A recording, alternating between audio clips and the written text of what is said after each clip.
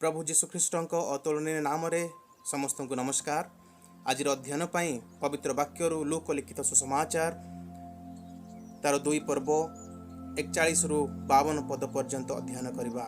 ଏହି ଅଂଶରେ ଯୀଶୁ ତାଙ୍କ ପିତାମାତା ଯୋସେଫ ଓ ମରିୟମଙ୍କ ସହିତ ଜେରୁସାଲେମ ମନ୍ଦିରକୁ ନିସ୍ତାର ପର୍ବ ପାଳନ କରିବାକୁ ଯାଆନ୍ତି। ପର୍ବ ସମାପ୍ତ ହେବା ପରେ ସେମାନେ ଘରକୁ ଫେରୁଥିବା ସମୟରେ ଯୋସେଫ ଓ ମରିୟମ ଯୀଶୁଙ୍କ ବିନା ଗୋଟିଏ ଦିନ ଗଲେ। ଗୋଟିଏ ଦିନ ପରେ ସେମାନେ ଯୀଶୁଙ୍କୁ ନିଖୋଜ ଥିବା ଦେଖିଲେ। ସେମାନେ ବହୁତ ଚିନ୍ତିତ ହେଲେ। ସେମାନେ ସମ୍ପର୍କୀୟଙ୍କ ଘରେ ଯୀଶୁଙ୍କୁ ଖୋଜିବା ଆରମ୍ଭ କଲେ ଏବଂ ସେମାନଙ୍କ ସାଥୀ ଯାତ୍ରୀମାନଙ୍କୁ ପଚାରିଲେ। 3 ଦିନ ପରେ ସେମାନେ ମନ୍ଦିରରେ ପହଞ୍ଚି ଯୀଶୁଙ୍କୁ ସେଠାରେ ପାଇଲେ। ସମସ୍ତ ଖ୍ରୀଷ୍ଟିଆନ ଭାଇ ଭଉଣୀମାନଙ୍କ ନିମନ୍ତେ ଏହା ଅତ୍ୟନ୍ତ ପରିଚିତ ଘଟଣା, କିନ୍ତୁ ଏଠାରେ କିଛି ଅସାଧାରଣ ଘଟଣା ଘଟିଛି। ସେମାନେ ଗୋଟିଏ ଦିନ ପାଇଁ ଯେଉଁ ପଥରେ ଗଲେ ସେହି ମାର୍ଗରେ ଫେରିବାକୁ 3 ଦିନ ଲାଗିଲା। ଉଦାହରଣ ସ୍ୱରୂପ ଏ ସ୍ଥାନ ଏବଂ ବି ସ୍ଥାନ ମଧ୍ୟରେ ଦୂରତା ହେଉଛି 30 କିଲୋମିଟର। ଏ ରୁ ବି କୁ ଯିବାକୁ ଗୋଟିଏ ଘଣ୍ଟା ଲାଗିବ। ଏହା ସ୍ପଷ୍ଟ ଯେ ଯେତେବେଳେ ଆମେ ସେହି ମାର୍ଗରେ ଫେରିବା ସେତେବେଳେ ସମାନ ଗୋଟିଏ ଘଣ୍ଟା ହିଁ ଲାଗିବ। କିନ୍ତୁ ଯୋସେଫ ଓ ମରିୟମଙ୍କ ପାଇଁ ସେହି ସ୍ଥାନକୁ ଯିବା ପାଇଁ 3 ଦିନ ଲାଗିଲା, ଯେଉଁଠାରୁ ସେମାନେ ଗୋଟିଏ ଦିନ ଆସିଥିଲେ। ଯୋସେଫଙ୍କ ପାଇଁ ଏହି 3 ଦିନ ଅତ୍ୟନ୍ତ ଗୁରୁତ୍ୱପୂର୍ଣ୍ଣ ଥିଲା। ସେ ଜଣେ ବଢ଼େଇ ଥିଲେ। ଏହି ପର୍ବ ଯୋଗୁଁ ସେ ଅନେକ ଦିନ ଧରି ନିଜର କାମ ହରାଇଥିଲେ। ସେ ଶୀଘ୍ର ଫେରି କାମ ଆରମ୍ଭ କରିବାକୁ ଚାହୁଁଥିଲେ, କିନ୍ତୁ ସେ ନିଜର ଦିନ ହରାଇଲେ କାରଣ ସେମାନେ ଯୀଶୁଙ୍କ ବିନା ଗୋଟିଏ ଦିନ ଗଲେ। ଏହି ଦୁନିଆରେ ଆମର ଯାତ୍ରା ସମୟରେ ଯୀଶୁଙ୍କ ସହିତ ନା ଯୀଶୁଙ୍କ ବିନା ଯାଉଛୁ। ଯୋସେଫ ମାତ୍ର 3 ଦିନ ହରାଇଲେ। ଆମେ ଏହାଠାରୁ ଅଧିକ ହରାଇ ପାରିବା। ଏହା ଆମର ସମଗ୍ର ଜୀବନକୁ ପ୍ରଭାବିତ କରିପାରେ। ତେଣୁ ଆମେ ସବୁବେଳେ ଯୀଶୁଙ୍କ ସହିତ ଯିବା ଉଚିତ, କିନ୍ତୁ ଅନେକ ଥର ଆମେ ତାହା କରିବାରେ ବିଫଳ ହୋଇଥାଉ। କିଛି କାରଣ ଅଛି ଯାହା ଯୀଶୁଙ୍କ ସହିତ ରହିବାକୁ ବାଧା ସୃଷ୍ଟି କରେ। ଆମେ ସେହି କାରଣ ଗୁଡ଼ିକୁ ଯୋସେଫଙ୍କ ଜୀବନରୁ ଶିଖିବା। ପ୍ରଥମ କାରଣ ଆମେ 43 ପଦରେ ଦେଖିପାରିବା। ଏହା କହେ, ପର୍ବର ସମୟ ସମାପ୍ତ କରି ଯେତେବେଳେ ସେମାନେ ବାହୁଡ଼ି ଆସୁଥିଲେ ସେତେବେଳେ ବାଳକ ଯୀଶୁ ଜେରୁସାଲେମରେ ରହିଗଲେ, ଆଉ ତାହାଙ୍କ ପିତାମାତା ତାହା ଜାଣିନଥିଲେ। ଦ୍ୱିତୀୟ କାରଣ ଅସାବଧାନତା। ଆମ ଜୀବନରେ ଆମେ ଯୀଶୁଙ୍କର ଉପସ୍ଥିତି ପାଇଁ ସଚେତନ ହେବା ଆବଶ୍ୟକ। ବିଚାରକର୍ତ୍ତା 16 ପର୍ବ 20 ପଦରେ ଲେଖାଯାଏ, ତହୁଁ ସେ କହିଲା, ଶମଶୋନ, ଫିଲିଷ୍ତୀୟମାନେ ତୁମକୁ ଧରିଲେ। ତହିଁରେ ସେ ନିଦ୍ରାରୁ ଜାଗ୍ରତ ହୋଇ କହିଲା, ମୁଁ ଅନ୍ୟାନ୍ୟ ସମୟ ପରି ବାହାରକୁ ଯାଇ ଆପଣାକୁ ଝାଡ଼ିବି। ମାତ୍ର ସଦାପ୍ରଭୁ ଯେ ତାହାକୁ ତ୍ୟାଗ କରିଥିଲେ ଏହା ସେ ଜାଣିଲା ନାହିଁ।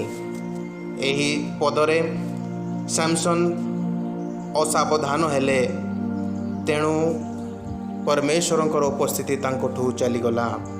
ସେହିପରି ଯୀଶୁଙ୍କର ମାତା ପିତା ମଧ୍ୟ ଅସାବଧାନ ହୋଇଥିଲେ। ଆମେ ଅନେକ ବିଷୟରେ ବ୍ୟସ୍ତ ରହୁ। ବେଳେବେଳେ ଆମେ ଯୀଶୁଙ୍କ ବିନା ମଧ୍ୟ ଯାଇଥାଉ। ଏହା ଆମ ପ୍ରତି ଅତି କ୍ଷତିକର ଅଟେ। ଦ୍ୱିତୀୟ କାରଣ ଆମେ 44 ପଦର ପ୍ରଥମ ଭାଗରେ ଦେଖିପାରିବା। ଏଥିରେ ଲେଖାଯାଏ, କିନ୍ତୁ ସେ ସହଯାତ୍ରୀମାନଙ୍କ ସଙ୍ଗରେ ଅଛନ୍ତି ବୋଲି ମନେକରି ସେମାନେ ଦିନକର ବାଟ ଚାଲିଗଲେ। ଦ୍ୱିତୀୟ କାରଣ ଭୁଲ ବୁଝାମଣା। ସେମାନେ ଯୀଶୁଙ୍କର ଉପସ୍ଥିତିକୁ ଭୁଲ ବୁଝିଲେ।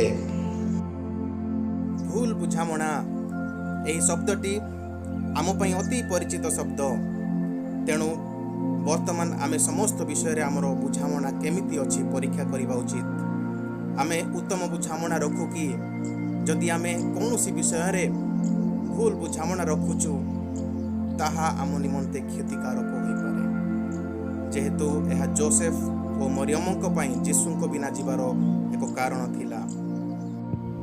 ତୃତୀୟ କାରଣ ଆମେ 44 ପଦର ଦ୍ୱିତୀୟ ଭାଗରେ ଦେଖିପାରିବା।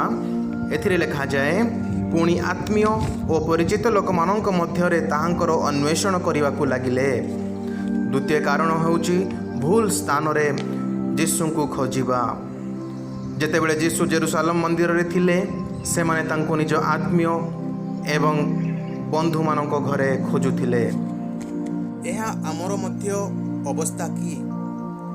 ଆମେ ଠିକ୍ ସ୍ଥାନରେ ଅଛୁ କି?